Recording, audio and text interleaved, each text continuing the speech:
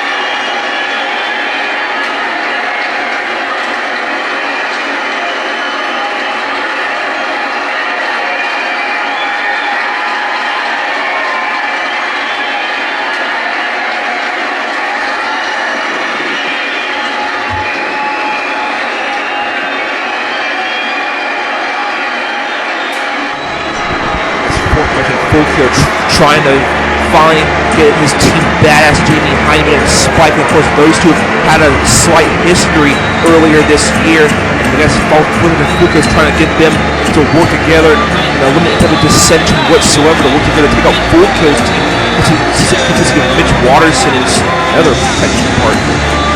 The following contest is a tag team match. On her way to the ring, now residing in Silver Spring, Maryland, she is everyone's favorite Indian, CAW. As we all know by now, CAW will be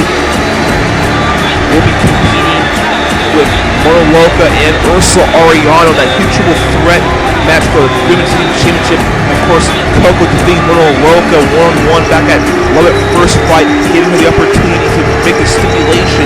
Originally, she was making a normal matchup, and then she changed it to another disqualification match. And a lot of people are saying which was a good idea. Now introducing her opponent. She is the current UWA Women's Champion, now residing in Argentina. She is the Argentinian scrapper, Ursula Ariano. I know what some of you people are saying right about now, especially me, Lord Magma 15. Why would people be tagging with Ursula Ariano? They all really know they're always going to get abandoned or back attacked or left to the wolves. Like every single time Ursula Ariano tagged him, she always just leaves her opponent high and dry and turns on them. Or who to think, folks. We've said in this matchup, they face the Lost Society, the current Women's Tag Team Champions, that both CAW and Ursula cannot turn on each other. They have to team up. They have to coexist the entire matchup, and if not, then they'll be taking out the triple threat match at Pandemonium and or get stripped of the Women's Championship if it's Ursula Ariano. Now introducing their opponents. They are the current Women's Tag Team Champions from Shreveport, Louisiana, Erisea. From Edmonton, Alberta, Canada, she is the leader of the Lost Society, Rabbit. They are the Lost Society. Remember, folks, course, remember, Lost Societies, Rabbit, and Arisea, they won the tag team champions by defeating the Hollywood Hotties a few weeks ago, back up episode 45 of Assault.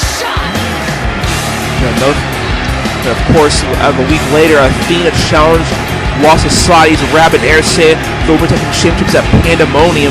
And obviously at the time, Athena couldn't find a partner. There was only one to team up with her at Pandemonium. But of course, Athena said she had an ace up her sleeve. She had a knockout of a tag team partner. And at the time, we didn't know what she meant by that, but we found out what last week on Impact that she invaded the Impact Zone and found herself a partner. But we'll show that footage after the conclusion of this matchup. You'll be surprised who she gets.